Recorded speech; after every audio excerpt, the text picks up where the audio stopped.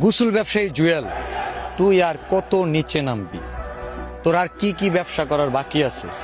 ওই যে কদে একটা ব্যবসা আছে না, ওই ব্যবসাটা তুই যেদিন করবি, মার্কেটিংটা কেমনে করবি, তাহলে আমি ওটাই চিন্তা করতেছি।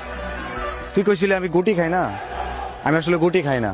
তুই ওই ব্যবসা যদি শুরু করস, আমি তখন তো একটা কিনবো।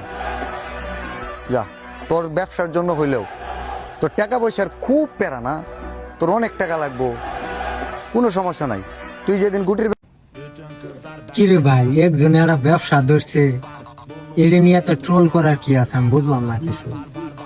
ওইটা কি ব্যবহৃত জিনিস না? ওটা তো মেয়েরা ব্যবহার করে, ওইটা নিয়ে তো ট্রোল করার কি আছে?